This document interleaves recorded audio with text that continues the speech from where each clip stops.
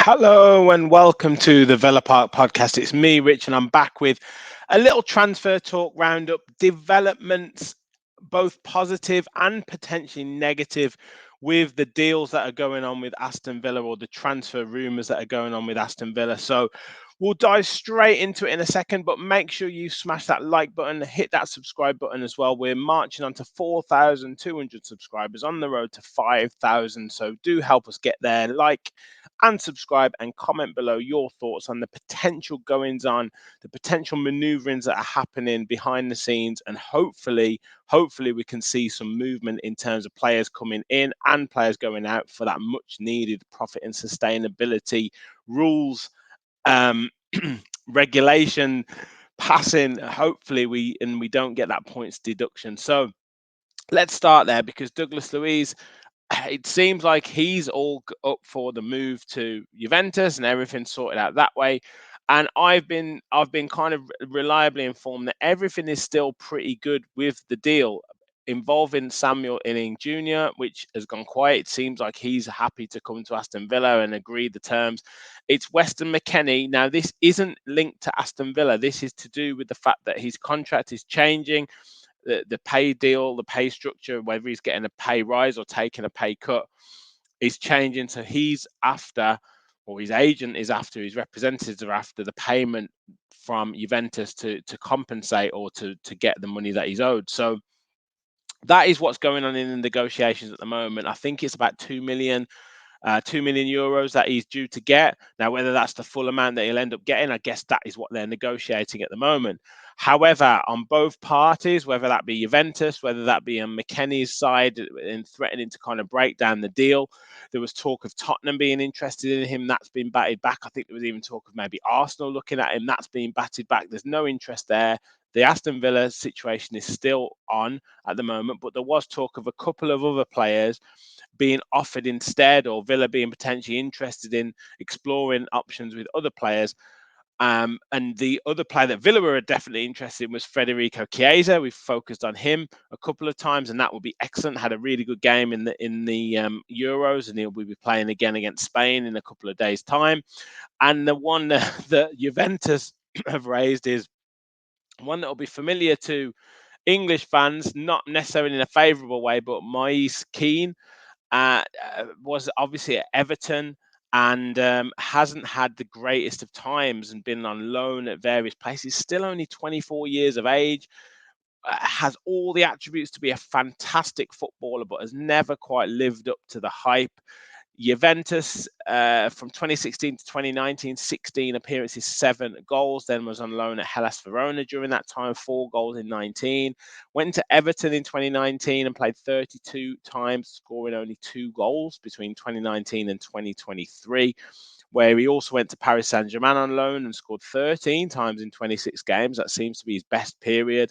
And then back to Juventus on loan, 60 appearances, 11 goals, and hasn't scored then since 2023, and has played 19 times, has represented in Italy at all levels, in terms of full caps from under 15s right through to the full Italian team, 15 appearances for Italy, 4 goals. So, as I say, has all the attributes, but has never managed to settle, whether that be character, whether that be falling out with coaches, whether that be not quite being utilised in the right system. So, in terms of his strengths, we know what his strengths are, pace, power, and skill, and has got an eye for goal. But in terms of sofa score, we can't really look at anything. 19 appearances this season, only started 8 games, didn't score any goals, missed 4 big chances. So it would be a real effort for Unai Emery to get anything out of this player. And if we're potentially losing a John Duran and potentially Cameron Archer, and looking at even entertaining this option, I mean, looking at the dribbles here, 44%, 63%, very difficult to give a kind of specific score, but the fact that he hasn't played hardly any games doesn't bode well. So for me, for Emery to get a tune out of this player would be, I mean, he'd be getting coach of the season straight away. So that wouldn't be one that I would want to entertain whatsoever at all. I would be looking at even taking less money on the Douglas Luiz deal and just taking one player rather than getting Kean. Obviously, Chiesa would be fantastic, and we focused on him a couple of times. And just a quick look at his in terms of slightly different positions, as I say, coming in from that left hand side, but just phenomenal player. And he would really add so much to our team. 25 starts, 9 goals, 9 big chances missed. We saw his creativity for Italy the other night. He's got 2 assists. A dangerous player. Really good at dribbling as well, and passing 77%, 84% in his own half, 67% in the opposition half. Obviously, operates more in an attacking sense, takes risks. Also works hard for the team as well. So yeah, just a complete night and day in terms of player and capability. So, but as I say, I don't think that is anything to be concerned about in terms of whether the deal is going to go ahead.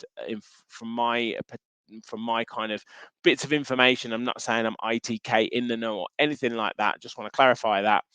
But I believe there's no issue with the deal. It's just negotiation between the representatives of Western Mckennie and Juventus. And obviously, Mckennie's at the Copa America, so he's not going to be dealing with that directly. So we'll wait and see on that one. But I think something will be done by the end of the week to the positive. Now, another player who we have real concrete interest in is Ian Maatsen, and that's been confirmed today by Matt Law of the Telegraph on a podcast. So interesting comments, and it's really exciting in terms of us potentially looking at him. Now, John Duran is currently in negotiations with Chelsea, and it's not necessarily specifically linked. We want to sell Duran to Chelsea. We obviously need to get the money in to satisfy profit and sustainability rules, which will then hopefully free up money to be able to be spent to meet Ian Maatsen's release clause. I believe is 35 million. So obviously we can get the money in from the John Duran. I don't think it'll be linked as a swap deal, is what I'm saying. It'll be two separate deals. And we can then hopefully look to get this player who's got Champions League experience, very highly rated, wants to establish himself at a big club. Borussia Dortmund obviously interested in him as well, but does he want to play in the Premier League? Villa now in the Champions League, a new club. Unai Emery as a manager would be a fantastic opportunity, in my opinion, for Ian Maatsen to come in. Now, John Duran apparently is asking for more money, or Chelsea are asking him to lower his wage demands.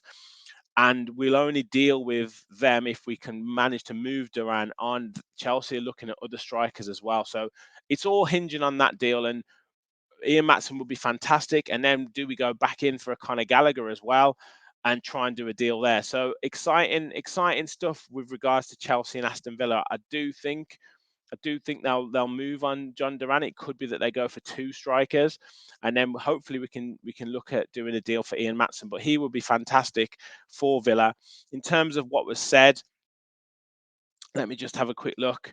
Aston Villa only intend to make firm bids for Conor Gallagher and Ian Maatsen if John Duran joins Chelsea. So interesting stuff, and Villa are actually a concrete interest in him. So really, and Fabrizio Romano said Aston Villa are pushing for Ian Maatsen as one of their summer targets. So interesting stuff, really interesting stuff there, because we could be looking at getting a really highly rated player and someone who does have a Premier League experience. It has experience in the English game as well, been on loan at Burnley and everything like that. So yeah, could be really good. So as Matt Law said, we've made inroads into the player to make sure he's up for it.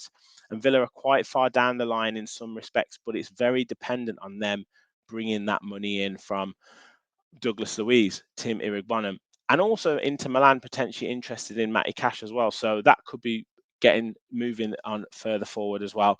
Finally, another player being linked again with Aston Villa, Jean-Claire Todibo, centre-back, right-sided centre-back. We focused on him last week. That's moving a little bit further forward as well.